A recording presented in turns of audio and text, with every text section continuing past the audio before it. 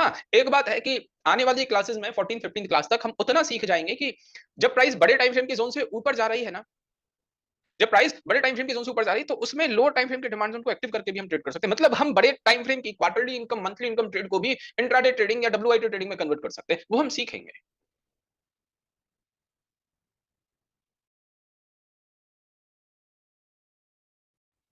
ठीक है?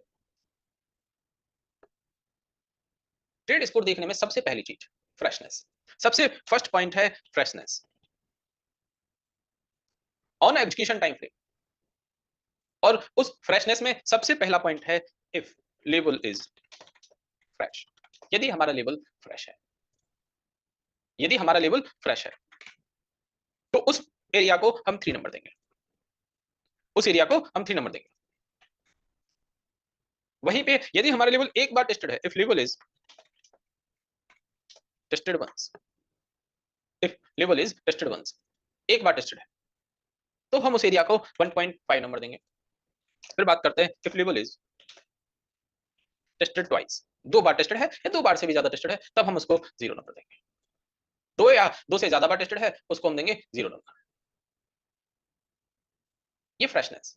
अब आप ये मत समझना कि मेरे पास टेस्टेड जोन लेने का स्कोप हो गया, मैं अब टेस्टेड जोन भी ले सकता हूं। नहीं नहीं, टेस्टेड जोन लेना नहीं है। ये यहाँ पर जो नंबर में लिख रहा हूँ ना, वो बस इसी चीज को डिफरेंशिएट करने के लिए लिख रहा हूँ कि आप ये समझ पाएं कि जैसे ही लेवल टेस्ट हुआ, according to number, according to trade score, उसकी स्ट्रेंथ कितनी कम हो गई, बिल्कुल आधी। बिल्कुल आधी। कई लोग कहते हैं ना कि सर प्राइस जस्ट ऊपर से ही रिएक्ट किया है, प्राइस ने जस्ट विक को टच किया है, प्राइस ने जस्ट बॉडी को टच किया है, तो कुछ ना कुछ नीचे रह गया होगा। वो नीचे रह गया है, उसमें कोई डाउट नहीं है, हो सकता है 50% केस में चल भी जाए, बट वो लेवल 1.5, उस लेवल का ट्रेड स्कोर 1.5 हो गया, उसकी स्ट्रेंथ भी कम हो गई, उसका स्कोर भी कम हो गया, सब कुछ उसमें कम हो गया, आप ये समझ लीजिए। तो यहाँ पर ये मैंने यदि if level is tested once और टेस्टेड ट्वाइस लिख दिया, इसका मतलब ये बिल्कुल नहीं है कि मैं आपसे कह रहा हूं कि आप कर सकते हैं, नहीं कर सकते। ये सिर्फ कंपेयर करने के लिए मैंने यहाँ पे लिखा हुआ है। दूसरा है स्ट्रेंथ। स्ट्रेंथ, आप मुझे बताएं, जो स्ट्रेंथ है वो किससे मेजर होगी, उसको किससे देखेंगे? कोई कोई आइडिया लगा सकता है? लेग आउट कैंडल से। If there is two exciting leg out,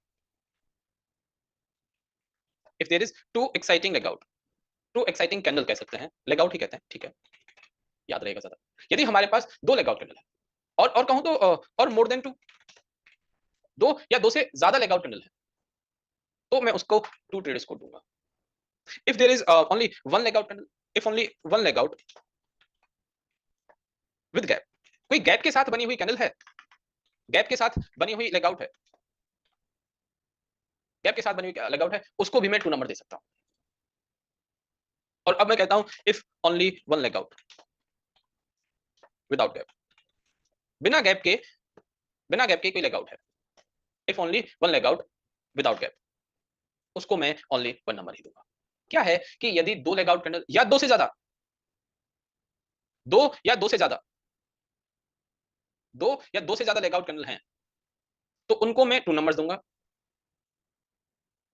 2 trade score होगा। एक ही लेग आउट कैंडल है बट वो गैप के साथ है, एक ही लेग आउट कैंडल है बट गैप के साथ है, उसको भी मैं 2 नंबर दूंगा। और सिर्फ एक ही लेग आउट कैंडल है, कोई गैप नहीं है, उसको मैं सिर्फ 1 नंबर दूंगा। और थर्ड स्टेज है, इसको भी कुछ हाईलाइट कर देते हैं थोड़ा सा। थर्ड है time at the base. Time at the base, time at the base का मतलब है बेस कैंडल कितनी है। If we have 1 to 3 base candle, 1 से लेकर 3 बेस कैंडल वाला कोई जोन है, ये एक स्टैंडर्ड वाला जोन है, उसको मैं 2 नंबर दूंगा, कम से कम बेस कैंडल वाला। फिर मैं कहता हूं if we have 4 to 5 base candle वाला जोन, इसको मैं ओनली 1 नंबर दूंगा। और if we have more than 5 base candle, इसको मैं 0 नंबर दूंगा, इसको 0 नंबर। ये 3 पैरामीटर है मेरे जोन के स्ट्रेंथ के। लेगिन है, लेगिन का कोई नंबर नहीं दे रहा, लेकिन हाँ लेगिन नॉर्मल भी होगी तो चलेगी, लेकिन वो कोई नंबर नहीं दे रहा। बट सबसे पहला है फ्रेशनेस, उसके बाद है स्ट्रेंथ, थर्ड है टाइम एट द बेस। आप मुझे बताइए इन सबके हाईएस्ट नंबर भी यदि मैं पिक करूं, तो टोटल सबसे बेस्ट ट्रेड स्कोर वाला जोन कितने ट्रेड स्कोर का होगा? 7, क्योंकि लेवल फ्रेश, 2 या 2 से ज्यादा लेग आउट कैंडल, और कम से कम बेस कैंडल, 7 ट्रेड स्कोर। जो जोन होगा बेस्ट जोन जो कहलाएगा ना, वो 7 ट्रेड स्कोर वाला ही कहलाएगा। आपकी कोशिश हमेशा हमेशा हमेशा रहनी चाहिए कि 7 ट्रेड स्कोर वाला जोन ही आप देखें। और मुझे बताइए सभी लोग कि ये कौन से टाइम फ्रेम की बात मैं कर रहा हूं, क्योंकि कुछ लोग पूछने वाले हैं थोड़ी सी देर में, सर ये हम एग्जीक्यूशन टाइम फ्रेम पर ही देखेंगे क्या?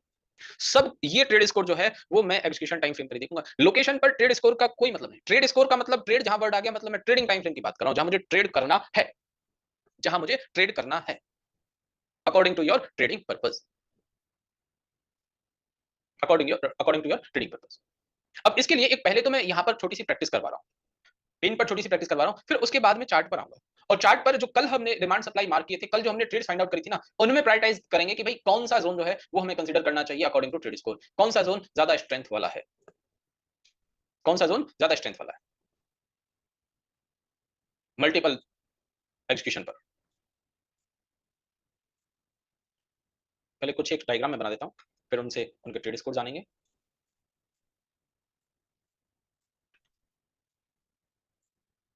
क्या ट्रेड स्कोर है सब में बताइएगा, ठीक है? सबसे पहले मुझे बताएं फर्स्ट, सब लेवल फ्रेश है, फ्रेशनेस का सब में मैं 3 नंबर दे रहा हूं, लेवल सभी के सभी फ्रेश हैं। कोई कह रहा है 6, कोई कह रहा है 5, कोई कह रहा है 7। देखिए फ्रेशनेस का कितना नंबर हो गया? 3 ना।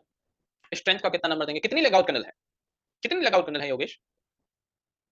1 लेगआउट कैंडल है। तो हम सिर्फ उसकी क्लोजिंग की वजह से ऐसा क्यों कह रहे हैं कि इसको 2 नंबर दे देंगे? लेगआउट कैंडल एक है ना, एक ही नंबर, गैप भी नहीं है यहाँ पे। 3+1 और टाइम एट द बेस का कितना नंबर है? 2 नंबर, टोटल 6, कम से कम बेस करना ना।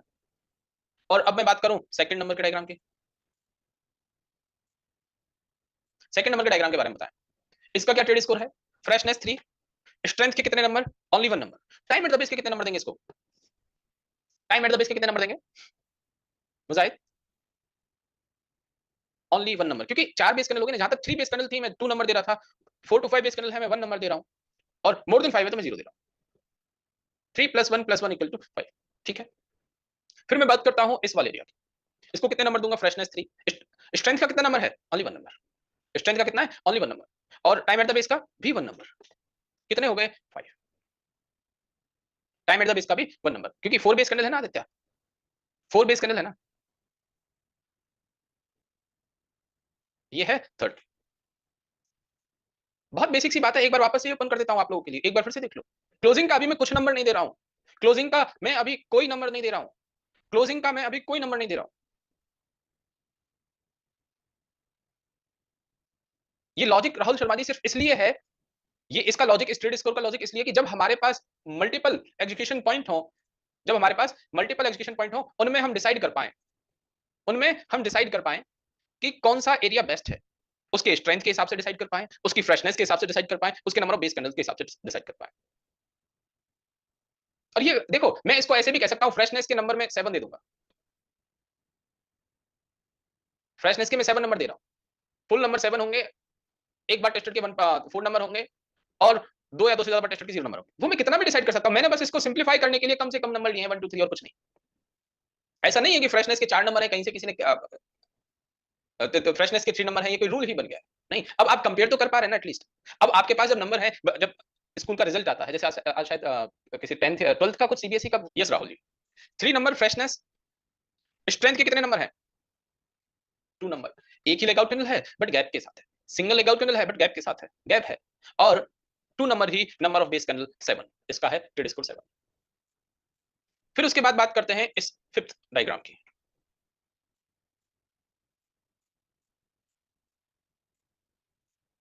फ्रेशनेस 3, स्ट्रेंथ के 2 नंबर्स, 2 लेग आउट कैंडल है, टाइम एट द बेस के भी 2 नंबर्स, क्योंकि कम से कम बेस कैंडल है 7, इसके भी 7। अभी लास्ट वाले को मैं कुछ इस तरह से ड्रॉ करता हूं, क्योंकि ये एक कॉमन लोगों सवाल पूछते हैं इस बारे में, कॉमन क्वेश्चन रहता है लोगों का कि सर यदि ये इस तरह से है, significant gap plus base candle equal to exciting candle वाला लॉजिक है, उस बिहाफ पर आप हमें बताएं कि अब इसको कितना नंबर दें। फ्रेशनेस के तो सबके 3 नंबर्स मैंने दे दिए, सब लेवल में फ्रेश बता रहा हूं, क्योंकि फ्रेशनेस मुझे उतनी ही लेनी है। स्ट्रेंथ के कितने नंबर दूंगा? 1 नंबर, स्ट्रेंथ का 1 नंबर। अब कोई ऐसे कहे कि सर हमने इसको लेग आउट तो माना ही था, तो सिग्निफिकेंट तो गैप के साथ लेग आउट हो गया। देखो आप अपने आप को सेटिस्फाई करने के लिए फिर नंबर कुछ भी दे दो, नंबर फिर कुछ भी दे दो, बट आपको ये नंबर दिए जा रहे हैं, नंबर बताए जा रहे हैं, इस वजह से कि आप डिफरेंशिएट कर पाओ कौन सा जोन ज्यादा स्ट्रांग है, कौन सा वीक है, किसमें बाइंग अच्छी है, किसमें सेलिंग। बिना नंबर के भी यदि कोई, देखो आज ये नंबर आपको याद है, आज से कल 2-5 दिन तक आपकी प्रैक्टिस चलेगी, मैं कहता हूं कि आफ्टर 12 और 13th क्लास 15th क्लास ना आपको ये नंबर याद भी नहीं रहेंगे शायद, आपको ये नंबर याद भी नहीं रहेंगे, ये लॉजिक भी याद रखने की जरूरत है। आप सिर्फ कैंडल का बिहेवियर देखकर पहचान जाओगे कि कौन सा स्ट्रॉन्ग है कौन सा नहीं। आप मुझे एक छोटी सी बात बताइए, ये जो पॉइंट है क्या आपको upper body lower body closing point higher point high low wick ये याद रखने की जरूरत है क्या? ये याद रखने की कोई भी जरूरत? श्री सीमेंट हमने आइडेंटिफाई किया था ना, श्री सीमेंट, इसमें एमआईटी ट्रेड थी, याद है कल श्री सीमेंट में एमआईटी ट्रेड आप लोगों को मंथली का हमारा ये लोकेशन था, मंथली का हमारा ये लोकेशन था, ऊपर कोई सप्लाई जोन ना होने की वजह से हमने इसे इक्विलिब्रियम में माना था, वीकली का ट्रेंड भी हमारे फेवर में था, उस वजह से हमने डेली पर एग्जीक्यूशन देखे। डेली पर हमें दो एग्जीक्यूशन मिले, demand on first and demand on second. Demand on first फिलहाल तो प्राइस जोन में आ चुकी है, फिलहाल तो प्राइस जोन में आ गई, बट हम कल के हिसाब से भी देखते हैं कि कल जब तक ये जोन में नहीं आई थी तब इसका क्या ट्रेड स्कोर था और आज का क्या ट्रेड स्कोर है वो सब देखते हैं। तो पहले मुझे कल के अकॉर्डिंग बताइए कि ऊपर वाला जो डिमांड जोन है वो फ्रेशनेस का मैं 3 नंबर दे दूं, क्योंकि कल तक ये फ्रेश था, कल हमने मार्क किया था, कल तक ये फ्रेश था। स्ट्रेंथ का कितना नंबर देंगे? स्ट्रेंथ का कितना नंबर देंगे? 1 नंबर, क्योंकि एक ही लेगआउट कैंडल है गैप के साथ, significant gap plus base candle equal to exciting candle. Number of base candle कितनी है? 2। टोटल कितने हो गए? 6। फिर उसके बाद बात करते हैं डिमांड जोन सेकंड की। डिमांड जोन सेकंड में फ्रेशनेस के 3 नंबर, स्ट्रेंथ के कितने नंबर देंगे? Only 1 number. और टाइम एट द बेस के, टाइम एट द बेस के 2 नंबर। इसमें हो गया total 6 trade score, 3 plus 1 plus 2। आप मुझे बताइए कोई बहुत ज्यादा डिफरेंस है क्या? दोनों के ही ट्रेड स्कोर 6 हैं, दोनों के ही ट्रेड स्कोर 6 हैं, कोई कंपैरिजन नहीं ज्यादा। बट एक यदि मैं खुद अपनी समझ से ट्रेड स्कोर के बियॉन्ड समझने की बात करूं, आप मुझे ओवरऑल एक तो इस बाइंग की रेंज देखिए और एक इस बाइंग की रेंज देखिए, भले ही ट्रेड स्कोर 6 है, भले ही ट्रेड स्कोर 6 है, बट आप मुझे बताइए इन दोनों के में, इन दोनों केसेस में नीचे वाला डिमांड जोन सेकंड ज्यादा अच्छा है, ऊपर वाला डिमांड जोन फर्स्ट ज्यादा अच्छा है? नीचे वाला डिमांड जोन सेकंड, क्योंकि वो अपने आप में भले ही ट्रेड स्कोर दोनों के सेम है, बट यदि मैं ओवरऑल स्ट्रक्चर, ओवरऑल बाइंग की स्ट्रेंथ, ओवरऑल रेंज की बात करूं तो नीचे वाले डिमांड जोन की ज्यादा अच्छी है। ठीक है, दोनों चीजें साथ लेकर चलनी है। और एग्जांपल देखते हैं। जिंदल पॉली में हमारे पास मंथली का ये डिमांड जोन था, मंथली का ही ये सप्लाई जोन था, price low on the curve थी, वीकली का ट्रेंड हमारा अप था, डेली पर हमारे पास कोई ये एग्जीक्यूशन था। सबसे पहले इस एग्जीक्यूशन के बारे में बात करते हैं। आप मुझे बताइए इसको यदि मैं डिमांड जोन फर्स्ट कह रहा हूं, या आप खुद ही मुझे बताएं इन तीनों demand zone first, demand zone second, demand zone third, इनके क्या ट्रेड स्कोर है? फ्रेश है लेवल, ठीक है 3 नंबर। एक ही लेगआउट कैंडल है, ठीक है 1 नंबर। 3 बेस कैंडल है, कम से कम बेस कैंडल, ठीक है 2 नंबर। 6 ट्रेड स्कोर है इसके। ठीक ऐसे ही नीचे वाले के डिमांड जोन सेकंड के भी 6 ट्रेड स्कोर है, इसकी भी एक लेगआउट, इसमें भी कम से कम बेस कैंडल और ये भी लेवल फ्रेश। ठीक ऐसे ही उससे नीचे वाले में भी कम से कम बेस कैंडल, एक लेगआउट कैंडल और लेवल फ्रेश। तीनों ही एरियाज के 6 ट्रेड स्कोर है। अब ये तो बात हो गई कि इन तीनों एरियाज के 6 ट्रेड स्कोर हैं, तीनों ही सिमिलर स्कोर के जोन हैं, बट इन तीनों सिमिलर स्कोर के जोन में अब मुझे, अब मेरे लिए कंफ्यूजन हो गया ना, इनमें से भी किसे प्रायोरिटी दें, इनमें से भी किसे प्रायोरिटी दें यदि ट्रेड स्कोर सेम भी आ रहा है तो? Demand on first, demand on second, demand on third. देखिए लॉजिकली डिमांड ऑन थर्ड इसको प्रायोरिटी देनी चाहिए, इसकी रेंज के हिसाब से कि ये एकदम से कंप्लीट ओरिजिन पॉइंट है जहां से इस बाइंग की स्टार्टिंग हुई है, ये जो एरिया है सबसे नीचे वाला ड्रॉप बेस रैली, इसको प्रायोरिटी देनी चाहिए। बट इसके अलावा एक और बात होगी जो थोड़ी देर बाद एक और नया टॉपिक आएगा, कोइंसाइडिंग एंड नॉन कोइंसाइडिंग, उसके बारे में बात करेंगे। बट फिलहाल तो आप यही समझिए कि यही जोन अभी अभी की स्टडी के हिसाब से, फिलहाल ट्रेड स्कोर के हिसाब से भी और इस ओवरऑल रेंज के हिसाब से यही यही सही जोन है। ठीक है, एक हम बात करते हैं लक्ष्मी केमिकल। इसमें मल्टीपल जोन्स थे या एक ही जोन था हमारे पास? मल्टीपल जोन्स थे, यस। लक्ष्मी केमिकल में हमारे पास WIT ट्रेड थी। इस WIT ट्रेड में आप मुझे बताइए दो डिमांड जोन मिले, demand zone first and demand zone second, इन दोनों के क्या ट्रेड स्कोर होंगे? डिमांड जोन फर्स्ट की बात करें, फ्रेशनेस क्या है? 3। स्ट्रेंथ को क्या नंबर देंगे? कुछ कुछ कंफ्यूजन है, कोई कह रहा है 1 नंबर, कोई कह रहा है 2 नंबर, ज्यादातर लोग 2 नंबर कह रहे हैं। देखिए मेरा भी ये मानना है कि इसकी जो रेंज है, आसपास की कैंडल में बहुत बड़ी कैंडल दिख रही है, ऐसी कैंडल एक भी नहीं है, जितनी कैंडल्स मुझे दिख रही है उनमें से एक भी कैंडल नहीं है, तो इसको मैं 2 नंबर्स भी दे सकता हूँ। क्लोजिंग की बात नहीं है, सिर्फ पूरी ओवरऑल रेंज की बात है। और फ्रेशनेस के कितने नंबर दें? Sorry, time at the base के 2 नंबर, इसके कितने हो गए? 7 नंबर। और नीचे वाले जोन में 3 नंबर फ्रेशनेस, 2 नंबर स्ट्रेंथ, क्योंकि 2 लेग आउट कैंडल, और टाइम एट द बेस के भी 2 नंबर 7। अब यहां पर फिर से वही बात हो गई, डिमांड ऑन फर्स्ट और डिमांड ऑन सेकंड दोनों ही सेम ट्रेड स्कोर के हैं। यदि मैं एक बार के लिए छोटा सा चेंज बताता हूं कि ऊपर वाले डिमांड जोन है, डिमांड ऑन फर्स्ट में मैं 6 ट्रेड स्कोर कह रहा हूं, एक लेग आउट कैंडल होने की वजह से मैं 6 ट्रेड स्कोर कह रहा हूं। तो क्या अब इस ट्रेड स्कोर वाले कॉन्सेप्ट के आधार पर आप पता कर पा रहे हैं कि ऊपर वाला जोन ज्यादा स्ट्रेंथ वाला है या नीचे वाला जोन ज्यादा स्ट्रेंथ वाला है? यस, क्योंकि ट्रेड स्कोर नीचे वाले का ज्यादा है, ऊपर वाले का कम। और जब दोनों ही यदि मेरे पास सेम ट्रेड स्कोर के थे और दिखने में भी दोनों की स्ट्रेंथ सेम थी, तो फिर क्या होगा? दोनों सेम ट्रेड स्कोर के हैं, तो इन दोनों जब सेम ट्रेड स्कोर के, तो हमें यह समझना चाहिए, यह मानना चाहिए कि ये दोनों के दोनों ही अपने आप में बेस्ट ट्रेड है, कोई प्रॉब्लम नहीं है, दोनों के दोनों ही बेस्ट ट्रेड है, क्योंकि सब कुछ सेम, सब कुछ अच्छा है ना, कुछ ऐसा वीक, कुछ ऐसा दिख ही नहीं रहा मुझे। आ रही है बात समझ?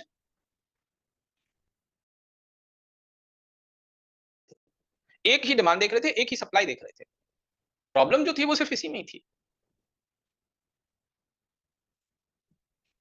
कि एग्जीक्यूशन पर जब हमारे पास मल्टीपल जोन्स हो, तब हम क्या करें। जैसे एक नया स्टॉक है केएसएल, ठीक है, इसमें यदि मैं quarterly income trade find out कर रहा हूं, करंट मार्केट प्राइस पर मैंने हॉरिजॉन्टल लाइन ड्रॉ करी, करंट मार्केट प्राइस पर मैंने हॉरिजॉन्टल लाइन ड्रॉ करी, नियरेस्ट फ्रेश डिमांड जोन देखा, तो मेरे पास ये एक रैली बेस रैली का नियरेस्ट फ्रेश डिमांड जोन दिख गया, रैली बेस रैली का nearest fresh demand zone, nearest fresh supply नहीं है, कोई सप्लाई नहीं, इस विदाउट बेस कैंडल वाले को मैं कंसीडर नहीं करूंगा। हाँ, हो सकता है मंथली पर हो, बट मंथली पर भी नहीं है, वीकली पर है तो वीकली पर ठीक है, तो मैं ऐसा थोड़ी ना करूंगा कि लोकेशन डिमांड जोन के लिए लोकेशन क्वार्टरली पर देख ली, सप्लाई जोन में वीकली पर देख रहा हूं, ऐसा थोड़ी ना होगा, सेम टाइम फ्रेम देखना होता है। अब यदि यहां पर लोकेशन सिर्फ एक ही है, डिमांड ही है, तो मेरा नेक्स्ट स्टेप है ट्रेंड देखना, क्योंकि मैंने पता कर लिया कि ये इक्विलिब्रियम है, मैं जाऊंगा मंथली देखूंगा, इंटरमीडिएट टाइम फ्रेम पर क्या पता चल रहा है, क्या है ट्रेंड, अप ट्रेंड है। और अब मैं इसमें एग्जीक्यूशन देखूंगा डिमांड जोन ट्रेड करने के लिए, करंट मार्केट प्राइस से नीचे इधर सब कुछ टेस्टेड है पैरेलली, ये एक मेरे पास रैली बेस रैली का जोन है ना, perfect zone rally base rally.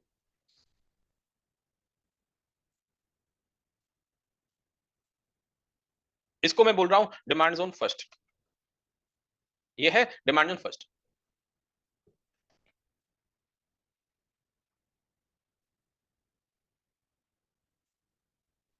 नीचे, उसके नीचे क्या ये भी एक रैली बेस रैली का जोन है? ये मेरे पास है डिमांड जोन सेकंड, ये है डिमांड जोन सेकंड। क्या दोनों ही अपने आप में ठीक दिखने वाले एरियाज हैं? अब ठीक दिखने वाले एरियाज का एक और डिसाइड करने का पॉइंट हो गया trade score, trade score 3 number freshness demand zone first को, 2 number strength demand zone first को, 2 number time at the base demand zone first को, टोटल कितना नंबर हुआ? 7 ट्रेड स्कोर। और यदि डिमांड जोन सेकंड की बात करूं, फ्रेशनेस कितना? 3 नंबर, फ्रेशनेस कितने? 3 नंबर। स्ट्रेंथ का कितना नंबर होगा? 1 नंबर। और टाइम एट द बेस का 2 नंबर, टोटल हो गया 6। ठीक है, 3 प्लस 1 प्लस 2, टोटल 6 नंबर। मान ये बताइए, ये जोन जो था कभी किसी टाइम पर ड्रॉप बेस रैली, ये कितने ट्रेड स्कोर का जोन है? जितनी कैंडल्स दिख रही हैं उस हिसाब से बताएं, उसके अकॉर्डिंग बताएं। 7 ट्रेड स्कोर, क्लोजिंग भी सबसे अच्छी है। प्राइस ने एक बार के लिए रिएक्ट भी किया, ज्यादा नहीं चल पाई, प्राइस ने एक बार के लिए रिएक्ट भी किया, ब्रेक हो गया। आपको ये बात भी अपने मन में बिठा लेनी होगी कि यार कोई जोन ऐसा भी हो सकता है जो ब्रेक हो सकता है, we can't stop anyone, buying selling करने से हम किसी को नहीं रोक सकते। हो गया, ब्रेक हो गया। जोन के ब्रेक होने में डर उसी इंसान को नहीं लगेगा जिसको स्टॉप लॉस लेना आता है। जोन के ब्रेक होने में, अपने एरिया के ब्रेक होने में डरेगा वही इंसान जिसको स्टॉप लॉस लेना नहीं आता। ठीक है, ये जोन ब्रेक हो गया, शायद नीचे कुछ है, ये जोन ब्रेक हो गया, शायद नीचे कुछ है, इस तरह से चलता जाए। जिसने स्टॉप लॉस ले लिया वो एक आगे बढ़ने की सोच चुका है, वो नेक्स्ट ट्रेड और ढूंढने की सोच चुका है। जिसने स्टॉप लॉस नहीं लिया, जो एग्जिट नहीं हुआ, वो सिर्फ उसी ट्रेड में अभी भी फंसा हुआ है, ट्रैप हो गया वो उस इंसान के लिए। अब यहां पर मैं आपसे कहूं डिमांड जोन फर्स्ट को ट्रेड करोगे या सेकंड को, क्या प्रायोरिटी है? फर्स्ट, अभी तक की स्टडी के हिसाब से फर्स्ट, क्योंकि बेस्ट ट्रेड स्कोर है, वेरी गुड। ठीक है। और कल ये तो खैर अभी फ्रेश ही हमने मार्क किया हुआ है, और कल कौन था, शायद डिवीज लैब था जो कि ईयरली इनकम ट्रेड थी,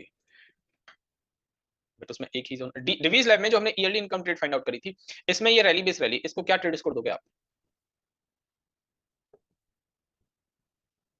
7 trade score, 3 freshness, 2 strength, 2 time at the base. ऐसा मत करना 3 लेग आउट करने तो 3 नंबर दे दें स्ट्रेंथ के, नहीं, ऐसा नहीं कीजिएगा।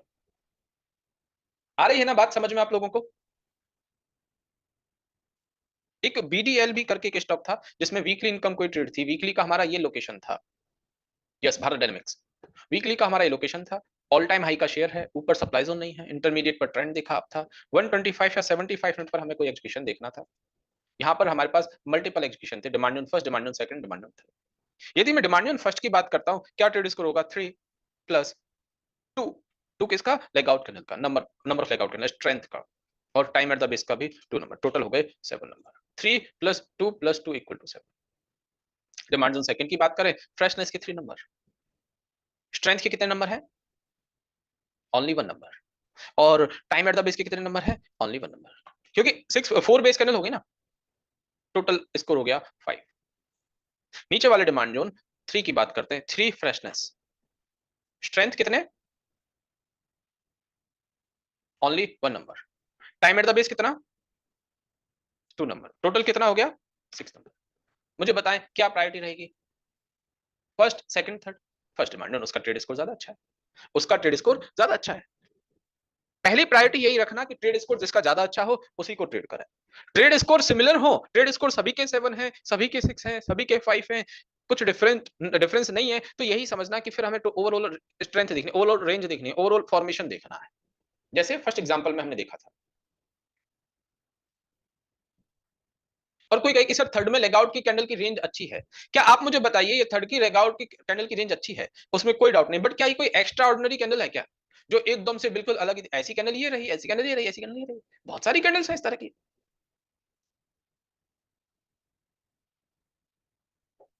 बहुत सारी कैंडल है, कोई बिल्कुल अलग से ही कैंडल हो ना।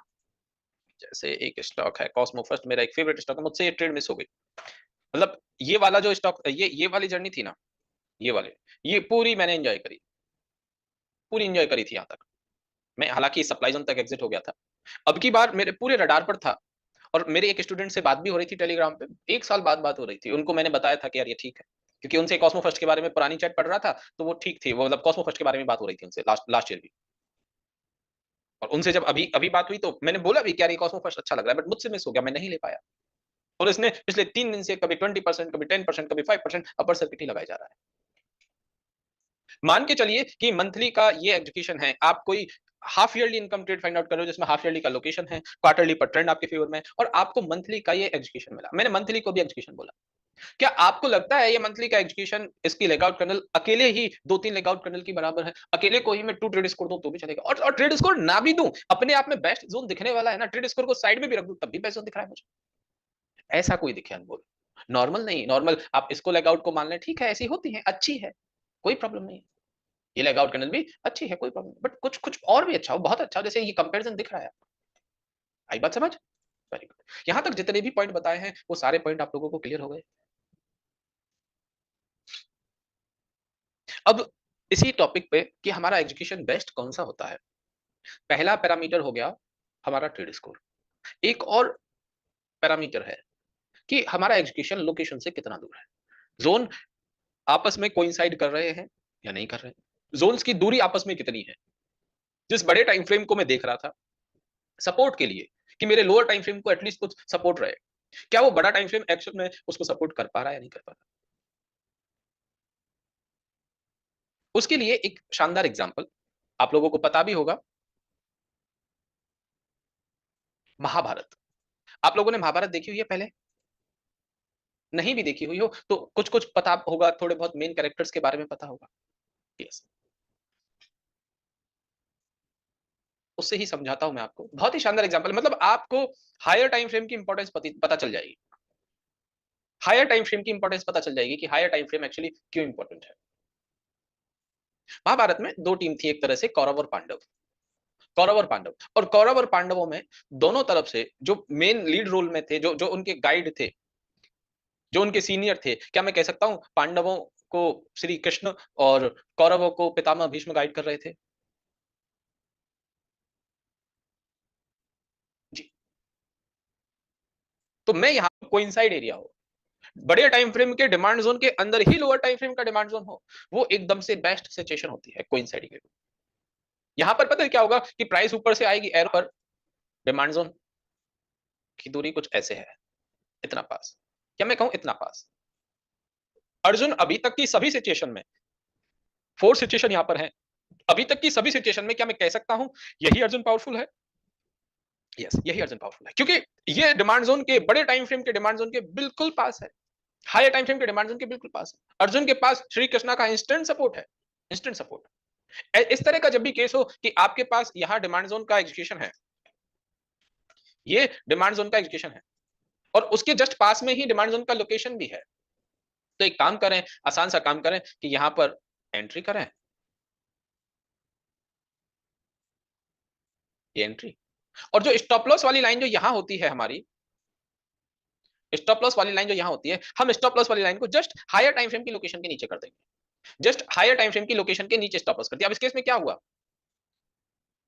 इस केस में क्या हुआ कि जब प्राइस ऊपर से नीचे आएगी ना, ऊपर से प्राइस नीचे आएगी, एंट्री लाइन पर आएगी, और यदि अग्रेसिवली प्राइस आ रही है, बाई चांस ऊपर वाला एरिया ब्रेक हो भी जाता है, तो नीचे वाले एरिया का एटलीस्ट मुझे सपोर्ट मिल गया, श्री कृष्णा का मुझे थोड़ा सा सपोर्ट मिल गया। अब ऐसा मत करना कि हर बार प्राइस में ऐसे ही करो कि भाई दूरी चाहे कितनी भी है, मैं स्टॉप लॉस तो लोकेशन के अंदर ही रखूंगा, स्टॉप लॉस तो लोकेशन के प्रॉक्सिमल लाइन के नीचे रखूंगा, नहीं। जब बिल्कुल आस पास की सिचुएशन हो, बहुत पास की सिचुएशन हो, तब ऐसा करना है, हमेशा नहीं करना है। जब बहुत पास की सिचुएशन हो तब करना है। जैसे आपने बचपन में जब पिताजी पीटा करते थे तो मम्मी के पीछे जाके छिप जाया करते थे ना, एग्जैक्टली वैसे ही, ठीक है वैसे ही। थोड़ा सा नीचे हमने स्टॉप लॉस रख दिया, सप्लाई जोन के बिल्कुल, डिमांड जोन के बिल्कुल पास में, बड़े टाइम फ्रेम के डिमांड जोन के बिल्कुल पास है, बड़े टाइम फ्रेम के डिमांड जोन के प्रॉक्सिमल लाइन के जस्ट नीचे। और एक और सिनेरियो यदि मैं बताऊं, ये फोर सिनेरियो हो गए, आप मुझे बताइए यदि कुछ इस तरह से एरिया है, पार्शियली, इसको बोलते हैं पार्शियली कोइंसाइड करता हुआ जोन, कोइंसाइड, पार्शियली कोइंसाइड करता हुआ जोन, ये, और चारों में से ये सबसे बेटर है। पांचों सिचुएशन में क्या ये सबसे बेटर है, सबसे बेस्ट? यस, ये सबसे बेस्ट है। इसमें क्या है कि हायर टाइम फ्रेम और लोअर टाइम फ्रेम कहीं आपस में एक दूसरे को इंटरसेक्ट कर रहे हैं, आपस में एक दूसरे को सपोर्ट कर रहे हैं, कि प्राइस जब ऊपर से नीचे आएगी ना, तो वो सिर्फ डेली के डिमांड जोन में नहीं आ रही, वो मंथली के डिमांड जोन में भी आ रही है। प्राइस जब ऊपर से नीचे आ रही है, वीकली के ही डिमांड जोन में नहीं आ रही है, क्वार्टरली के डिमांड जोन में आ रही है, बड़े टाइम फ्रेम के डिमांड जोन में आ रही है, ये और भी बेटर सिचुएशन। सप्लाई के लिए भी सेम है। और फिर बात करते हैं एक और बेस्ट सिचुएशन की, इन सबसे भी बेस्ट, ये मेरे पास कोई demand higher time frame, Shri Krishna, और यहां पर ये होता है कोइंसाइड, नीचे वाला एरिया है पार्शियली कोइंसाइड, और ये हो गया कोइंसाइड।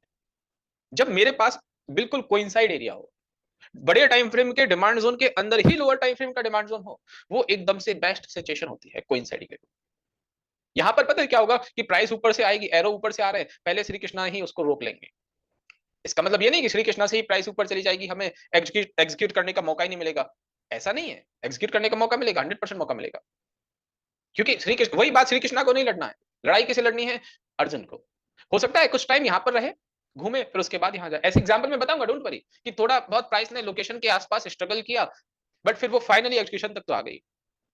और कभी कभी चला भी जाए, कोई प्रॉब्लम नहीं, किसी किसी 5% केस में आपकी एंट्री ऐसे हो सकती है कि प्राइस ऊपर से चली जाए, 5% केस में, ज्यादा में नहीं, ओनली 5%, कोई प्रॉब्लम नहीं, उसको उसके बारे में नहीं सोचना, एंट्री मिस हुई तो हुई। ऐसा फोमो क्रिएट नहीं करना कि हमें कुछ, हमसे कुछ मिस हो गया तो अब हमें कुछ और अल्टरनेटिव सोचना पड़ेगा, कुछ और जोन्स ऐसे देखना, जल्दी से कोई ट्रेड करनी पड़ेगी, नहीं, मिस हो गया तो हो गया, दूसरा देखिए, कोई प्रॉब्लम नहीं। बट ये सबसे बेस्ट सिचुएशन है कि प्राइस यहाँ पर आ रही है, वो सोचिए, आप एक छोटी सी बात बताइए, बड़े टाइम फ्रेम के जोन में पेंडिंग ऑर्डर ज्यादा होते हैं, छोटे टाइम फ्रेम के जोन में? बड़े time frame, higher time frame. मैं एक छोटे सा नंबर लेकर चलता हूँ कि लोअर टाइम फ्रेम में मैं कोई मंथली इनकम ट्रेड प्लान कर रहा था, और उस मंथली इनकम ट्रेड में डेली पर जो एग्जीक्यूशन था, डेली पर एक एग्जीक्यूशन लोकेशन से ऊपर है, एक एग्जीक्यूशन लोकेशन के अंदर है, और डेली पर मैं मानकर चल रहा हूँ कि 5 लाख पेंडिंग ऑर्डर है। अब यदि कोई कोइंसाइड वाला एरिया है, डेली पर 5 लाख ऑर्डर है, तो मंथली का जो टाइम फ्रेम है, ऐसा मैं मान सकता हूं ना कि उसमें at least 30 lakh 40 lakh pending orders होंगे, तो जो जिस एग्जीक्यूशन को मैं ट्रेड कर रहा था, जिन 5 लाख ऑर्डर्स को मैं ट्रेड कर रहा था, उसको कहीं ना कहीं 30-40 लाख ऑर्डर का और सपोर्ट मिल गया, सिंपल, उतनी सी बात है। और बड़े लेवल्स का, बड़े बड़े बड़े ऑर्डर्स का सपोर्ट मिल गया, ठीक है, आगे बात समझ में यहां तक? यहाँ पर एक बात ये भी क्लियर कर देता हूं, क्या ये situation high on the curve की है? यस। ये situation low on the curve की है? यस। ये वाली सिचुएशन इक्विलिब्रियम की है? यस। ये वाली situation low on the curve की है? यस। डिमांड जोन के पास की जितनी भी सिचुएशन है, डिमांड जोन, मेरा एग्जीक्यूशन डिमांड जोन के जितना पास है उतना अच्छा है। ये situation very low on the curve की है? यस। ये सिचुएशन भी very low on the curve की है? बस, सिंपल, ठीक है। अब कुछ एक एग्जांपल वापस से जो हमने अभी देखे हुए थे, नए एग्जांपल भी मैं बहुत सारे बताने वाला हूं, बट जो पहले अभी थोड़ी देर पहले देखे, उनमें ट्रेड स्कोर के अकॉर्डिंग तो हमने कंपैरिजन किया ही था। ट्रेड स्कोर के अकॉर्डिंग तो कंपैरिजन किया ही था। आप एक बार ये कॉन्सेप्ट के अकॉर्डिंग भी कंपैरिजन करते हैं। आप मुझे बताइए, श्री सीमेंट दोनों का ट्रेड स्कोर 6 है। कौन सा जोन ज्यादा बेटर है, ऊपर वाला नीचे वाला? ये अभी वाले कॉन्सेप्ट के हिसाब से नीचे वाला डिमांड जोन सेकंड, क्योंकि ये डिमांड जोन बिल्कुल हायर टाइम फ्रेम को कोइंसाइड कर रहा है। आप एक लॉजिक देखिए, प्राइस ऊपर से नीचे आ रही है ना, वो सिर्फ डेली के डिमांड जोन को हिट नहीं कर रही, वो मंथली के भी डिमांड जोन को हिट कर रही है। डेली के डिमांड जोन की प्रॉक्सिमल लाइन के साथ ही मेरे पास हायर टाइम फ्रेम के मंथली के डिमांड जोन की भी प्रॉक्सिमल लाइन है। दोनों ही एक दूसरे को कोइंसाइड कर, कोइंसाइड करना कोई एक्स्ट्रा ट्रेड स्कोर नहीं है, कोइंसाइड करना जस्ट एक सिचुएशन है कि हाँ ये अच्छी बात है। और क्या एक एक देखो, अब आप इस कल की क्लास और आज की क्लास में ये दो बातें देखो, कल की क्लास और आज की क्लास में ये दो बातें देखो और इनको नोटिस करो। दो बातें देखो और इसको नोटिस करो कि जो ट्रेंड देखने की बात है, ट्रेंड देखने की बात है, एक तो आप इस बात को साथ लेकर चलो कि हाँ ट्रेंड हमें ट्रेड देखते टाइम देखना है। ट्रेंड जो है वो हमें ट्रेड देखते टाइम देखना है। ट्रेड जब फाइंड आउट कर रहा है तब देखना है। और दूसरा, जब प्राइस मेरे एग्जीक्यूशन पॉइंट पर आए तब भी मैं ट्रेंड चेक कर लूंगा। इतना कर सकते हो? फिलहाल मैंने ट्रेंड देखा, कोई प्रॉब्लम नहीं है। फिलहाल मैंने ट्रेंड देखा, कोई प्रॉब्लम नहीं है। बट प्राइस जब मेरे एग्जीक्यूशन पॉइंट पर पहुंच रही है तब भी मैं ट्रेंड देख लूंगा। इतना सा कर लेना। और ट्रेंड चेंज होना ना होना कोई बड़ी बात नहीं रहेगी आफ्टर 13th क्लास, क्योंकि 13th क्लास में मैं आपको एडवांस ट्रेंड एनालिसिस बता दूंगा, जिसमें आज के दिन यदि आपको जितनी पिक्चर दिख रही है उससे आइडिया हो जाएगा कि यहाँ आते आते ट्रेंड क्या होगा। पक्का आइडिया हो जाएगा, इसी वजह से उसका एडवांस ट्रेंड एनालिसिस नाम है। बट अभी नहीं, अभी कॉम्प्लिकेटेड हो जाएगा आपके लिए।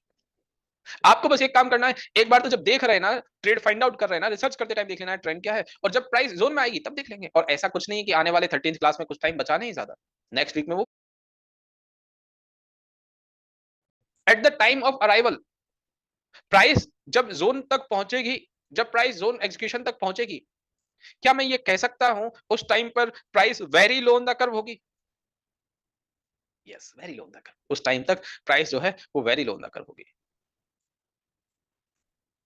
यस, तो जब at the time of arrival यदि price very low on the curve है, तो फिलहाल तो मैं ट्रेंड को इग्नोर करके चल रहा हूं ना। मतलब एक छोटी सी डेफिनेशन यदि मैं आपको दे दूं कि जितने भी कोइंसाइडिंग एरियाज हैं, उन सभी कोइंसाइडिंग एरियाज में, जितने भी कोइंसाइडिंग एरियाज हैं उन सभी कोइंसाइडिंग एरिया में मैं ट्रेंड को इग्नोर भी कर सकता हूं।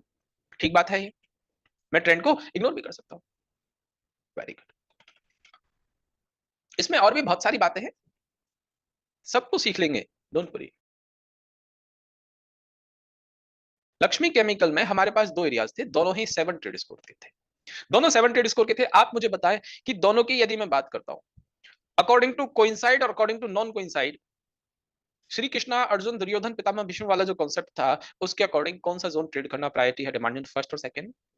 Demand zone second, definitely demand second, क्योंकि ये हायर टाइम फ्रेम के बिल्कुल अंदर ही है। बट इसमें एक छोटी सी बात बताऊं, मैं यहां एंट्री रखता हूं, ठीक है, और स्टॉप लॉस यहाँ रखता हूँ।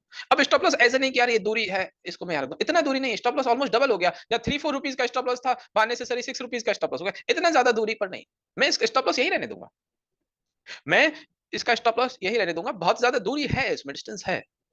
जो 4 रुपीज का स्टॉप लॉस है वो 6-7 रुपीज का हो रहा है, कोई मतलब नहीं। तो मुझे क्या करना है, ये एंट्री स्टॉप लॉस है, मेरा टारगेट है। एक एक आपको लाइव पिक्चर बता रहा हूँ क्या होगा। प्राइस इस जोन में आएगी, ये 7 ट्रेड स्कोर का अपने आप में बेस्ट जोन है। क्या price at the time of arrival अपने लो ऑन द कर्व वाले जोन में आएगी? ये लो ऑन द कर्व ही रही ना एक तरह से, non coinciding area is low on the curve. Price अपने लो ऑन द कर्व में आएगी। तो जब यहां पर प्राइस आएगी तब आपको ट्रेंड देखना है या नहीं देखना? ट्रेंड देखना है। एक तो अभी ट्रेंड देख लिया, एक एग्जीक्यूशन के टाइम पर ट्रेंड देख लिया, एक अराइवल के टाइम पर ट्रेंड देख लिया। एक ही बात है, एग्जीक्यूशन के टाइम पर और अराइवल के टाइम पर एक ही बात है। यहां पर प्राइस आएगी, यहां से ऊपर ट्रेंड फेवर मेरा, तो ठीक है, इंटरमीडिएट टाइम फ्रेम पर। और यदि ऐसा है तो ये जोन चल गया, मानकर चल देख मानते हैं कि ये जोन चल गया, इसने अच्छा खासा टारगेट दे दिया, क्या अभी भी डिमांड जोन सेकंड और डिमांड जोन सेकंड का लोकेशन वैलिड है? डेफिनेटली वैलिड है। प्राइस अभी पहुंची नहीं ना, डिमांड जोन सेकंड पर भी एंट्री कर लेंगे, कोई प्रॉब्लम नहीं, दोनों ही बात है। जैसे आपको याद है, मैंने शायद बीपीसीएल कल आपको बताया था, according to half yearly income trade, half yearly income trade के अकॉर्डिंग ये लोकेशन थी हमारी drop base rally. Drop base rally location है, क्वार्टरली का ट्रेंड अप था, मंथली का हमारे पास ये दो एग्जीक्यूशन थे। एक ये विक टू विक वाला एग्जीक्यूशन है, इसका भी लॉजिक बताया था, और एक ये नीचे वाला। इन दोनों के ट्रेड स्कोर, ऊपर वाला के ट्रेड स्कोर 7 और नीचे वाले का ट्रेड स्कोर 6 है, उतना आइडिया हो गया था। मतलब एंट्री से पहले की बात कर रहा हूं, एंट्री से पहले, ठीक है। अभी बता दीजिए प्राइस ऊपर से और ये लो ऑन द कर्व की सिचुएशन है। क्या मैं कह सकता हूं ये लो ऑन द कर्व है? Very low on the curve नहीं है, ये कोइंसाइडिंग लेवल नहीं है, ये लो ऑन द कर्व की सिचुएशन है। प्राइस जब इस जोन में आई, शायद ट्रेंड अप रहा हो, ऊपर से चली गई, अच्छा टारगेट हो गया। अब मुझे बताइए जो ये नीचे वाला एग्जीक्यूशन पॉइंट है, ये अभी भी वैलिड है ना? बस ये बस हाफ ईयरली इनकम ट्रेड है, वो बस वीकली इनकम ट्रेड है, कोई ज्यादा डिफरेंस नहीं है। वैलिड तो अभी भी है, वैलिड तो अभी भी है। बीडीएल भारत डायनेमिक्स में हमने 125 मिनट पर तीन डिमांड जोन देखे। तीन डिमांड जोन में ये 5 बेस कैंडल 5 ट्रेड स्कोर वाला डिमांड जोन सेकंड कोई काम का है क्या? नहीं। ऊपर वाला डिमांड जोन सेकंड, ऊपर वाला demand zone for 7 trade score, नीचे वाला डिमांड जोन थर्ड। अब एक छोटी सी बात मुझे बताया, एक छोटा सा केस मुझे बताया, इन सब में क्या मैं कह सकता हूं ये नॉन कोइंसाइडिंग एरिया ही बेस्ट है, ये 7 ट्रेड स्कोर वाला जोन ही बेस्ट है? यस। और इसके बेस्ट होने में क्या मैं कह सकता हूं यहां एंट्री और स्टॉप लॉस के में मुझे एक फेवर मिल रहा है कि स्टॉप लॉस में एटलीस्ट लोकेशन के अंदर रख पा रहा। ये मेरे लिए एक पॉजिटिव बात है ना कि स्टॉप लॉस को मैंने लोकेशन के अंदर रख लिया। यस। तो अब ये भले ही मेरे पास नॉन कोइंसाइडिंग एरिया है, पार्शियली कोइंसाइड भी नहीं बोलूंगा, ये भले ही मेरे पास नॉन कोइंसाइडिंग एरिया, मैं इसको 7 ट्रेड स्कोर का होने और लोकेशन का मेरे जोन के अंदर होने पर ट्रेड कर सकता हूं। लोकेशन मेरे जोन के अंदर है, सॉरी, लोकेशन में मैं स्टॉप लॉस रख रहा हूं, इस वजह से मैं ट्रेड कर सकता हूं। But at the time of arrival, जब प्राइस इस जोन तक पहुंचेगी, उस टाइम पर मुझे ट्रेंड देखना होगा या नहीं देखना होगा? ट्रेंड मुझे डेफिनेटली देखना होगा। क्यों? क्योंकि भाई लोन द कर्व है, नॉन कोइंसाइडिंग एरिया मतलब लोन द कर्व, सिंपल सी बात है। नॉन कोइंसाइडिंग एरिया मतलब लोन द कर्व। आगे बात समझ? Very good. एक अभी थोड़ी देर पहले हमने केएसएल कल्याणी स्टील भी देखा था। इसमें क्वार्टरली का हमारा एलोकेशन था, ठीक है। क्वार्टरली हमारा एलोकेशन है, ऊपर सप्लाई जोन नहीं है, इस वजह से मंथली पर हमने ट्रेंड चेक किया, ट्रेंड हमारे फेवर में। वीकली पर मेरे पास दो एग्जीक्यूशन मिले, डिमांड जोन फर्स्ट का ट्रेड स्कोर 7 है, डिमांड जोन सेकंड का ट्रेड स्कोर 6 है। दोनों ही अपने आप में ठीक एरियाज है। यस, दोनों ही अपने आप में ठीक एरियाज है। और अभी जो कॉन्सेप्ट पढ़ा उसके अकॉर्डिंग भी दोनों ठीक है कि ऊपर वाला 7 ट्रेड स्कोर का है, डिमांड जोन से उतना भी दूर नहीं है।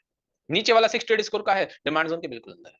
क्या वही सेम कॉन्सेप्ट होगा कि मैं ऊपर वाले डिमांड जोन को ट्रेड कर लूंगा, बट ट्रेंड देखूंगा eight the time of arrival, trend क्या है, और नीचे वाले डिमांड जोन में प्राइस आएगी, नीचे वाले डिमांड जोन प्राइस आएगी, तब मुझे शायद ट्रेंड भी देखने की जरूरत नहीं। बट मेरे पास दो ट्रेड है, ऐसा नहीं है कि 5, देखिए कोइंसाइडिंग एरिया है, वैसे तो हमारी हमेशा प्रायोरिटी रहेगी 7 ट्रेड स्कोर वाले जोन को ट्रेड करने की। वैसे तो हमारी हमेशा हमेशा प्रायोरिटी रहेगी 7 ट्रेड स्कोर वाले जोन को ट्रेड करने की। बट यदि कभी बाय चांस हमें 6 ट्रेड स्कोर वाला जोन ट्रेड कर भी करना भी पड़ रहा है, और 6 ट्रेड स्कोर वाला जोन यदि हमें कंसीडर करना भी पड़ रहा है, तो उसमें क्या-क्या चीजें हम कर सकते हैं वो आगे बात करेंगे। बट अभी आप ये समझिए सबसे बेस्ट बात तो ये है कि 6 ट्रेड स्कोर वाला जोन भी बस फॉर्मेलिटी का जोन नहीं है कि हाँ इसका ट्रेड स्कोर 6 है। जैसे श्री सीमेंट में क्या ये एक तरह से डेली का जोन, डेली का एग्जीक्यूशन कोई एक फॉर्मेलिटी टाइप ही जोन था ना, कि हाँ 6 ट्रेड स्कोर इसके फॉर्मेलिटी के ही ट्रेड स्कोर थे। क्योंकि लेगआउट कैंडल वो वैसी स्ट्रेंथ वाली है नहीं, बस है तो कह दिया, नंबर दे दिया। बट केएसएल में ऐसा नहीं है, केएसएल में 60 स्कोर वाली कैंडल है, लेगआउट है अच्छी, और उसके बाद भी कंटिन्यूअसली प्राइस ऊपर गई। अच्छी बात क्या है, कोइंसाइड भी कर रहा है, दोनों बात अच्छी हो गई, तो दोनों को ही ट्रेड कर सकते हैं।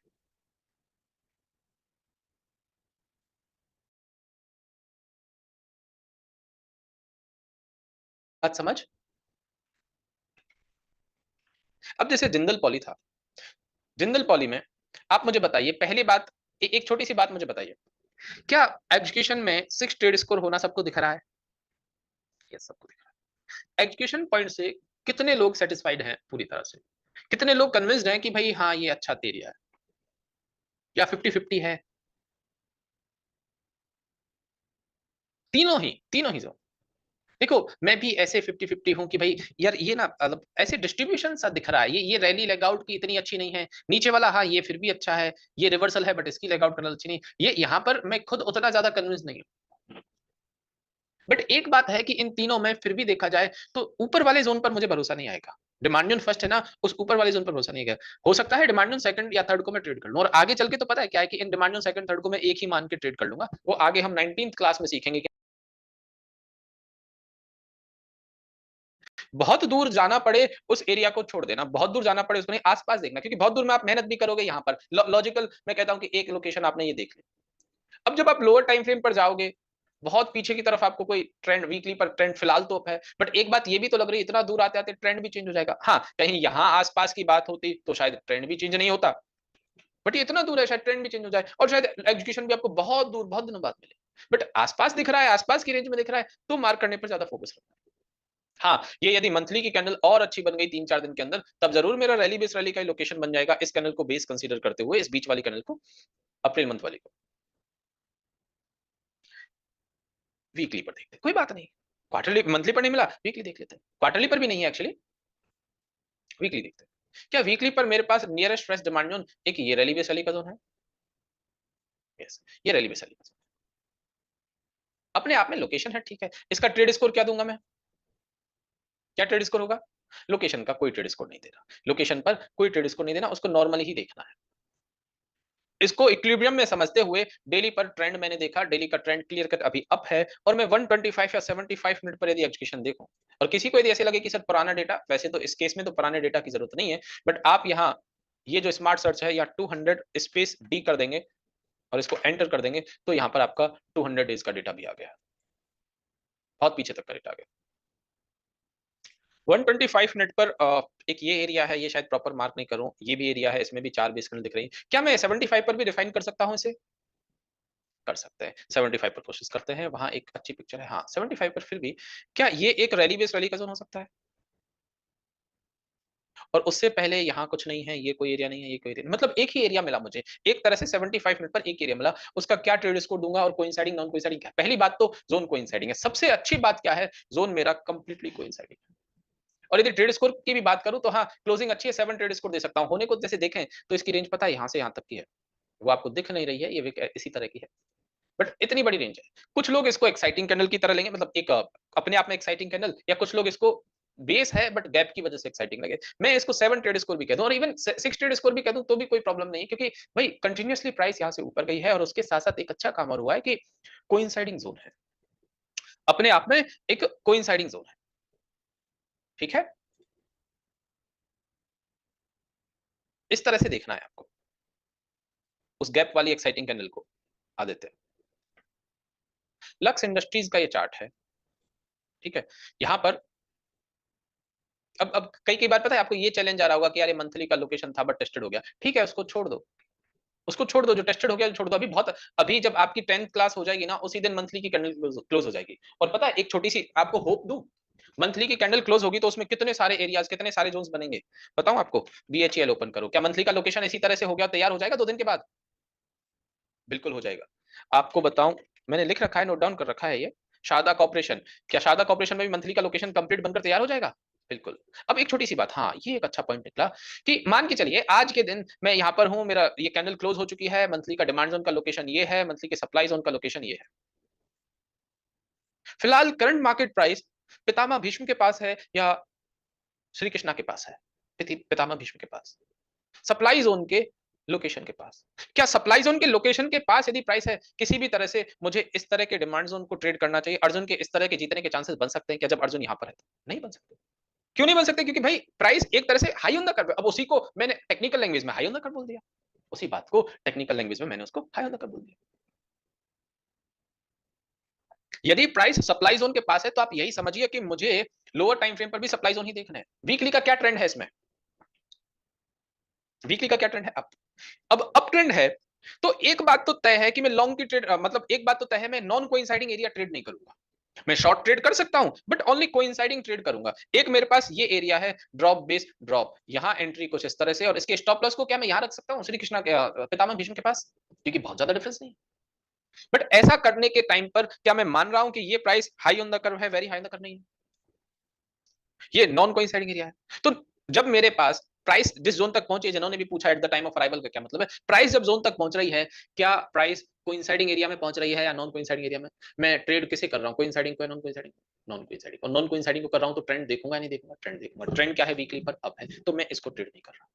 यहाँ यदि कोई ड्रॉप बेस ड्रॉप होता है नहीं, यहाँ यदि कोई ड्रॉप बेस ड्रॉप होता, क्या eight the time of arrival, मतलब प्राइस जब इस जोन तक पहुंच रही है, प्राइस मेरे एंट्री पॉइंट तक पहुंच रही है, क्या वो एरिया वो पॉइंट वो एरिया वो पॉइंट कोइंसाइडिंग है very high in the curve है? उस very high in the curve के केस में कोइंसाइडिंग एरिया में शायद मुझे ट्रेंड चेक ना करना पड़े। हाँ, मैं कहा था वापस आते हैं टॉपिक पर। ये शारदा कॉर्पोरेशन में बन जाएगा, एक एलआईसी में बन जाएगा मंथली का demand zone drop based value, एक सीयूबी में बहुत अच्छा डिमांड जोन बन जाएगा मंथली का डिमांड जोन, एक आपको शिल्पा मेडिकल में बन जाएगा मंथली का डिमांड जोन, एक आपको आईडीबीआई में डिमांड जोन बन जाएगा। ये सब रडार पर है। और ऐसे रडार पर रखना मतलब ऐसे कि मैंने अपने रडार पर रखा, हम लोग इस तरह से प्रैक्टिस करते रहते हैं कि भाई प्रैक्टिस वो तो है, अपनी खुद की फेवरेट लिस्ट है शेयर्स की। और आपको यदि मैं फेवरेट शेयर की लिस्ट बताऊं तो जितने शेयर्स को मैं डिस्कस करता हूं ना, ये समझ लो वो मेरे लक्स इंडस्ट्रीज में मेरे पास, मैं वीकली इनकम ट्रेड प्लान करना चाह रहा हूं। इसमें करंट मार्केट प्राइस पर एक हॉरिजॉन्टल लाइन ड्रॉ करी है और नियरेस्ट फ्रेश डिमांड जोन ये एक ड्रॉप बेस रैली मैंने इस तरह से कंसीडर किया। ठीक है, वीकली का एरिया है, ये ड्रॉप बेस रैली इस तरह से कंसीडर किया और सप्लाई जोन ये टेस्टेड है, ये सप्लाई जोन मैंने इस तरह से कंसीडर किया। ठीक है, ये डिमांड है, सप्लाई है। इसको रिट्रेसमेंट लाइन के थ्रू पता करते हैं प्राइस कहां पर है, तो फिलहाल प्राइस इक्विलिब्रियम में है या नहीं?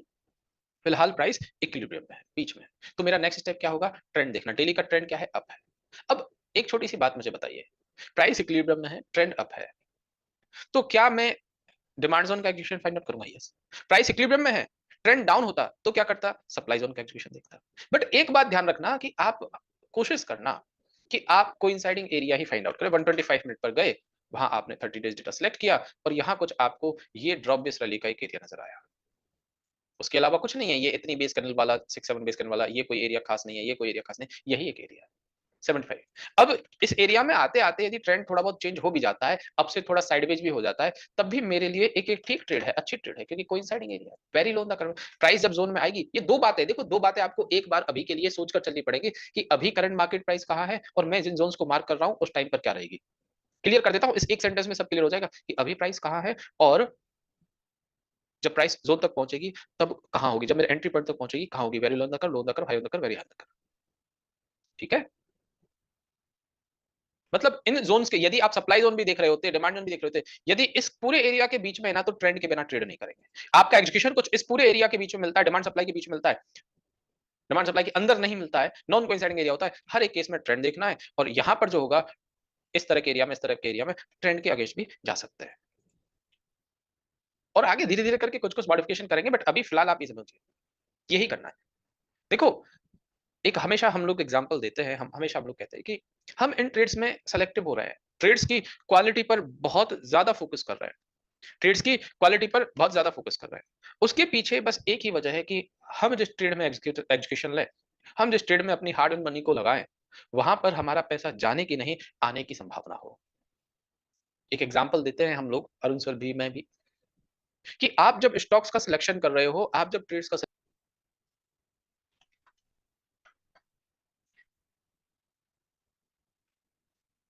एक एम्फेसिस करके एक स्टॉक है,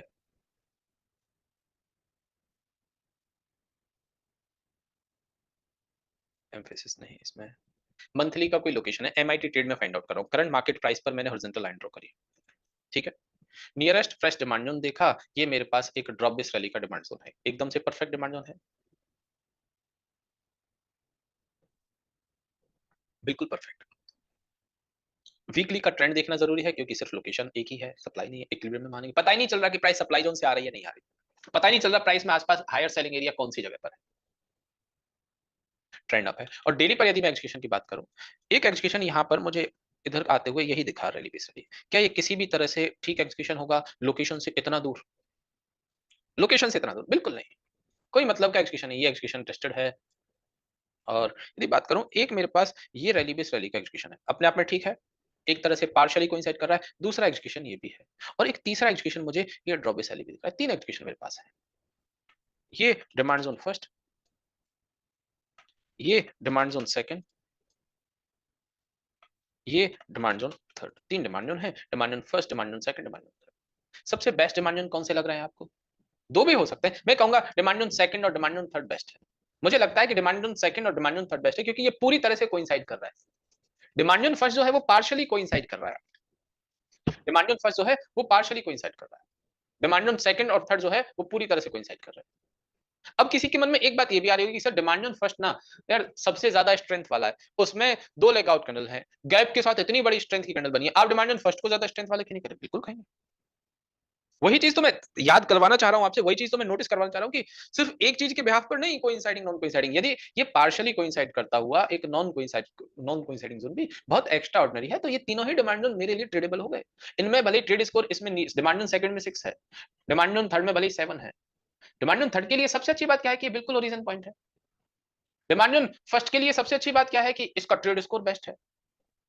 और डिमांड जोन सेकंड के लिए अच्छी बात क्या है, कोइंसाइडिंग। तीनों ही अपने आप में कुछ ना कुछ क्वालिटी लिए हुए हैं, तीनों में ही अपने आप में कुछ ना कुछ क्वालिटी, तीनों ही ट्रेड करो। डिमांड फर्स्ट तक प्राइस आए, इसको ट्रेड कर लो।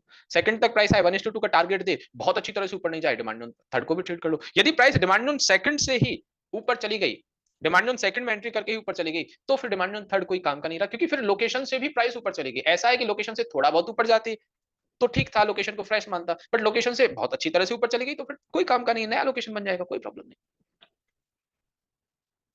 ठीक है, ये सवाल होगा, ये कल की क्लास में डिस्कस कर लेंगे, अभी और ट्रेड डिस्कस करते हैं। आईआरएफसी में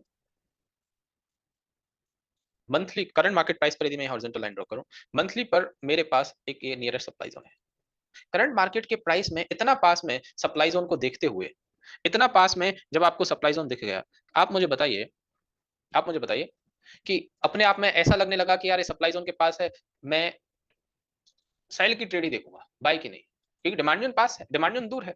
इसको रिट्रेस भी करोगे तो आपको आइडिया लग जाएगा कि यार very high on the curve के पास का सीन है, ये जो है वो हाई ऑन द कर्व के पास का सीन है।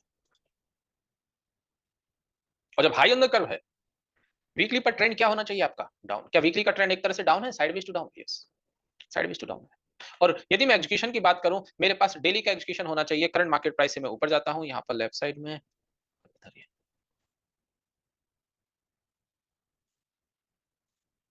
यहाँ पर प्राइस पहुंची और इस तरह से ये कोइंसाइड भी कर रहा है, 6 ट्रेड स्कोर का है, बट कंटिन्यूअसली प्राइस नीचे जाती रही ना, तो अच्छी क्लोजिंग है। इसकी क्लोजिंग, इसकी स्ट्रेंथ सिर्फ यहां तक नहीं मानूंगा, इसकी स्ट्रेंथ मैं यहां तक मानूंगा, ये वाले पॉइंट तक, इसकी स्ट्रेंथ मैं यहां तक मानूंगा कि प्राइस यहां तक पहुंची। अच्छा एरिया है ड्रॉप रैली स्टॉक का, 1:2 का टारगेट। अब एक छोटी सी बात बताओ, यदि हम हायर टाइम फ्रेम नहीं देखते, सिर्फ डिमांड सप्लाई के बारे में बात करते, ये रैली बेस रैली का डिमांड जोन या लोकेशन वाली बात नहीं करते, या आज जो एग्जांपल सीखा हमने लोकेशन से कितनी दूरी है कितनी नहीं, वो बात नहीं करते, ये रैली बेस रैली के डिमांड जोन को ट्रेड करते हुए चलता क्या? छोटी सी बात बताओ, प्राइस इस सप्लाई जोन में पहुंचकर नीचे आती है, चलता क्या? बिल्कुल नहीं चलता, कोई चांस ही नहीं चलने का, इतना पास का डिमांड जोन है। सप्लाई जोन सेलर्स के पास का डिमांड जोन है, सेलर्स बड़े टाइम फ्रेम के सेलर्स के, बड़े टाइम फ्रेम के सेलर्स के पास तो छोटे टाइम फ्रेम पर सेलर ही देखना है, सप्लाई देखना। क्या जो कोलपाल का एग्जांपल हमने कल डिस्कस किया, मंथली का ये एरिया, डेली पर ये एग्जीक्यूशन, प्राइस पहुंची, क्या ये एकदम से very high on the curve का ही एग्जांपल था?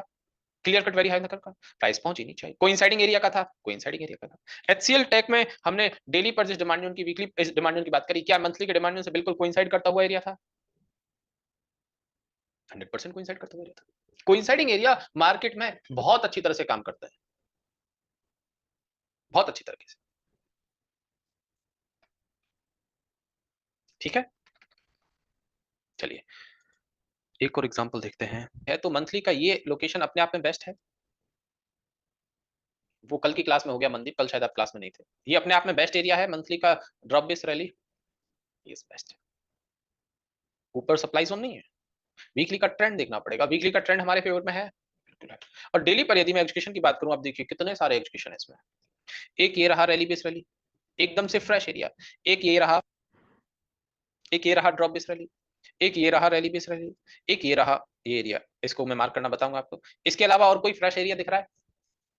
इसके अलावा और कोई भी फ्रेश एरिया दिख रहा है क्या? कोई नहीं है। अब छोटी सी बात मुझे बताइए, ऊपर जितने भी एरियाज देखे उनमें सबसे बेस्ट जोन कौन सा है? डिमांड जोन, ये इसको मैं डिमांड जोन फर्स्ट बोल देता हूँ, इसको मैं डिमांड जोन सेकंड बोल देता हूँ, ये मेरा डिमांड जोन थर्ड है, और ये मेरा डिमांड जोन फोर्थ है। कौन सा डिमांड जोन बेस्ट है? Demand zone fourth. Demand zone first और सेकंड तो कोई काम के नहीं है, क्योंकि बहुत दूर है। हाँ, एक बात है कि ऊपर सप्लाई जोन नहीं है। डिमांड जोन थर्ड के बारे में बात करूं, डिमांड जोन फर्स्ट और सेकंड के बारे में बात करूं, तो जोन बिल्कुल अच्छे नहीं, बट हाँ एक बात ये भी है कि ऊपर सप्लाई जोन नहीं है, कोई सेलिंग नहीं है, ना दुर्योधन ना पितामह भीष्म। बट फिर भी ऐसी हैबिट डालिए ही मत कि लोकेशन से इतना दूर। आपकी तो प्रायोरिटी आप ऐसी बना लीजिए कि जोन कोइंसाइड ही ढूंढो, जोन को जितना कोइंसाइडिंग होगा उतना ही अच्छा है, कोइंसाइडिंग जोन ही ढूंढो, इसको प्रायोरिटी बना दो, नॉन कोइंसाइडिंग जोन की बात ही मत करो। तो डिमांड जोन फर्स्ट और सेकंड कोई काम का नहीं है, डिमांड जोन थर्ड फिर भी मैं काम में कर सकता हूँ, ये इसको इस तरह से रैली बेस रैली लेता हूँ, बट सबसे बेस्ट पॉइंट है ना, वो यही है डिमांड जोन फोर। अब आप डिमांड जोन 4 में यदि बेस कैंडल को लेकर कंफ्यूज हो रहे हैं ना, इन दोनों को बेस मतलब इन तीनों को ही इस तरह से समझ लो कि तीनों के तीनों बेस है। बट हमने जो ओरिजिन ऑफ द मूव पढ़ा उसके हिसाब से मुझे लग रहा है ना कि यही जो पॉइंट है इसी से ही प्राइस ऊपर जा रही है। तो इन दोनों को ही आप इस तरह समझ लो रैली बेस रैली का एग्जांपल, डिमांड जोन 4। इसको रैली बेस रैली का एग्जांपल समझिए। डिमांड इन्फो सबसे बेस्ट है, 7 ट्रेड स्कोर है, कोइंसाइडिंग एरिया है, कोई प्रॉब्लम नहीं। उसके ऊपर के जितने भी एरियाज हैं उनको इग्नोर कर दो। बट पता है क्या है, जब मैं ये रिफाइन कर रहा था तो मुझे मंथली वीकली पर भी कुछ दिखा कि वीकली का भी लोकेशन कुछ हो सकता है। वीकली पर एक ये एरिया हो सकता है, इसको मैं इस तरह से मार्क कर सकता हूँ रैली बेस रैली। क्या वीकली का ठीक लोकेशन है?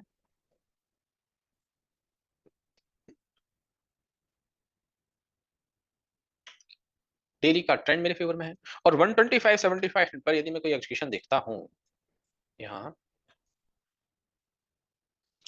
ये एक एरिया है जिसमें 5 बेस कैंडल है, ठीक है। ये एक एरिया हो गया, उसके नीचे ये कोई खास एरिया नहीं दिख रहा क्योंकि इसमें लेगिन नहीं है, इसमें भी कुछ खास नहीं। गैप वाला जो कॉन्सेप्ट है, बेस कैंडल प्लस गैप, तो significant gap plus base candle, उसको मैं कोई ऐसा एरिया नहीं समझ लेगिन के लिए कंसीडर नहीं करता, सिर्फ लेग आउट के लिए करता हूँ। यहाँ पे इसको एक बार के लिए इग्नोर करेंगे, हो सकता है 75 मिनट पर कुछ हो। 75 मिनट पर भी बताइए, यहाँ पर ऊपर से नीचे यही एरिया, सेम एरिया, एक ही एरिया है ड्रॉप इस वाली, कुछ नहीं है। कोइंसाइडिंग तो कुछ नहीं दिख रहा। WIT ट्रेड के अकॉर्डिंग क्या हमें कोई भी कोइंसाइडिंग एरिया दिख रहा है? कोइंसाइडिंग एरिया तो कुछ भी नहीं दिख रहा, सब टेस्टर टाइप दिख रहा है, कोई प्रॉब्लम नहीं। MIT मिल गई वो बात है, और MIT भी नहीं मिलती, WIT भी नहीं मिलती, QIT भी नहीं मिलती, तब भी कोई प्रॉब्लम है? शेयर आपसे मना कर रहा है कि यार मत करो मुझे ट्रेड, शेयर आपसे मना कर रहा है कि मुझे ट्रेड मत करो, और फिर आप उसमें जबरदस्ती ट्रेड करते हो, फिर तो नुकसान हो गए ना, लॉस हो गए। अच्छा स्ट्रक्चर बोलेगा, शेयर बोलेगा कि हाँ ट्रेड करो, इस एरिया को ट्रेड करना, अच्छा स्ट्रक्चर, और आपको खुद भी पता होगा, आपको ट्रेड करने से पहले, एग्जीक्यूशन से पहले 101% पता होगा कि कौन सा जो एरिया है, कौन सा जोन है वो अच्छा है, 101% पता होगा। बट प्रॉब्लम क्या है कि जब हमारे अंदर फोमो आने लगता है कि हम ट्रेड नहीं कर पा रहे हैं, हमसे कुछ मिस हुआ है, हमें कोई लॉस रिकवर करना है, हमारी कोई ट्रेड चल रही थी, उससे मैं एग्जिट हुआ, उसके बाद वो और ऊपर चली गई, मेरा तो नुकसान हो गया, जहां मैं 50,000 बना सकता था वहां सिर्फ 10,000 बनाकर ही निकल गया। इस तरह की बातें जब मन में आती हैं तब इंसान इस तरह के डिसीजन लेता है कि भाई नहीं, मुझे ट्रेड करना है, कोई तो एरिया ढूंढूं जो ट्रेड करने लायक हो। ऐसी क्रेविंग होने लगती है, और ये बहुत बहुत बहुत बड़ी बात है। जैसे किसी स्मोकर से आप कह दो कि 5 दिन तक आपको सिगरेट नहीं पीनी, उसका ज्यादा मन करेगा। जब पी रहा था तो शायद 5-5 पी रहा था, और जब आपने रोक दिया उसको तो फिर 10-10 पी।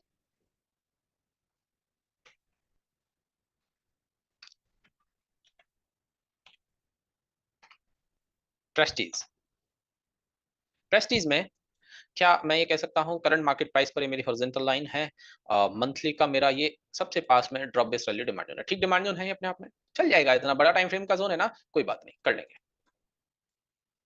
ठीक है, ऊपर सप्लाई जोन है क्या कोई? ऊपर सप्लाई जोन दिख रहा है क्या कोई? यस, ऊपर सप्लाई है, इसको भी मार्क कर सकते हैं drop based drop.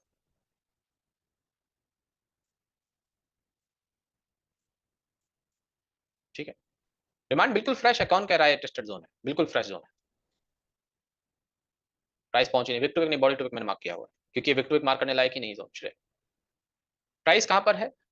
Equilibrium, equilibrium के आसपास, इक्विलिब्रियम और हाई ऑन द कर्व के आसपास, ठीक है। ट्रेंड देखेंगे, ट्रेंड तो देखना है, इक्विलिब्रियम होता है, हाई ऑन द कर्व होता है, कुछ भी होता है, ट्रेंड एक बार देखेंगे। वीकली का क्या ट्रेंड है? एक तरह से डाउन, डाउन टू साइडवेज। और डेली पर क्या एग्जीक्यूशन देखेंगे हम? एक मेरे पास करंट मार्केट प्राइस से ऊपर गए सप्लाई जोन के लिए ये एरिया टेस्टेड है, यहां से ये एरिया है ड्रॉप बेस्ड ड्रॉप का, उसके ऊपर ये एक ड्रॉप बेस्ड ड्रॉप का एरिया है, उसके ऊपर ये एक ड्रॉप बेस्ड ड्रॉप का एरिया है, उसके ऊपर ये रैली बेस्ड ड्रॉप का एरिया। चार चार सप्लाई जोन मुझे मिले, जिसमें एक फर्स्ट सप्लाई जोन ये रहा, सेकंड सप्लाई जोन ये रहा, थर्ड सप्लाई जोन ये रहा, फोर्थ सप्लाई जोन ये रहा। चार supply zone, supply zone first, second, third. First supply zone का ट्रेड स्कोर क्या है? 7, दो लेगआउट कैंडल, कम से कम बेस कैंडल और fresh area. Supply zone second का ट्रेड स्कोर क्या है? 6, एक लेगआउट कैंडल, एक लेगआउट कैंडल, कम से कम बेस कैंडल और फ्रेश एरिया। सप्लाई जोन 3 का ट्रेड स्कोर क्या है? 5, एक leg out candle, 4 base candle, fresh area. Supply zone 4 का ट्रेड स्कोर क्या है? 6, एक लेगआउट कैंडल, कम से कम बेस कैंडल, 3 बेस कैंडल, और फ्रेश एरिया, ठीक है। अब आप मुझे बताएं इन चारों सप्लाई जोन में सबसे ठीक सप्लाई जोन यदि मैं बात करूं कौन कौन से हो सकते हैं। एक सप्लाई जोन तो मैं क्या, यदि मुझे ट्रेड करना ही है यहाँ एंट्री और थोड़ा सा ऊपर इधर स्टॉप लॉस रख के कर सकता हूँ, क्योंकि स्टॉप लॉस यदि मैं यहाँ पर भी रखूं, स्टॉप लॉस को यदि मैं यहाँ पर भी रखूं तो लोकेशन के बिल्कुल पास है, मैं फर्स्ट को यहाँ ट्रेड कर सकता हूँ। फर्स्ट को तो इस वजह से ट्रेड कर सकता हूँ 7 ट्रेड स्कोर वाला जोन है, और मेरे पास एक और स्ट्रॉन्ग रीजन है कि प्राइस में सप्लाई जोन यदि ब्रेक भी होता है, प्राइस और ऊपर आती है तो बड़े टाइम फ्रेम पर एंट्री है, बड़े टाइम फ्रेम की प्रॉक्सिमल लाइन तक का मेरा स्टॉप लॉस है, हायर टाइम फ्रेम का कहीं ना कहीं सपोर्ट है। और दूसरा यदि बात करूं तो मेरे पास सप्लाई जोन फोर्थ, ऊपर वाला सप्लाई जोन। क्यों ऊपर वाला सप्लाई जोन, क्यों ऊपर वाला सप्लाई जोन, क्यों, क्योंकि ये एकदम से टॉप बॉटम टॉप एरिया है जहां से सेलिंग की स्टार्ट हुई है, जो सेलिंग का ओरिजिन पॉइंट है, सप्लाई का बिल्कुल ओरिजिन पॉइंट, ये एकदम से बेस्ट पॉइंट है, सप्लाई जोन 4 ओरिजिन है। ये दो बेस्ट है। बीच में जो सप्लाई जोन सेकंड है वो मुझे ज्यादा अच्छा नहीं लग रहा, ना ही सप्लाई जोन थर्ड अच्छा लग रहा है। और हाँ, कोई कहे कि सर सप्लाई जोन सेकंड में हम चारों को बेस कैंडल कंसीडर कर सकते हैं, हाँ कर सकते हैं, एक्चुअली ऐसा ही एरिया दिख रहा है, कोई खास अच्छा एरिया नहीं दिख रहा। चारों बेस कैंडल कर दोगे तो इसका ट्रेड स्कोर हो जाएगा 5, तब इसका ट्रेड स्कोर हो जाएगा 5। ठीक है, आ गई प्रेस्टीज में बात समझ में। मर्ज करना बाद में बताएंगे, अभी नहीं। एक और एग्जांपल देख ले, एक और एग्जांपल देखते हैं।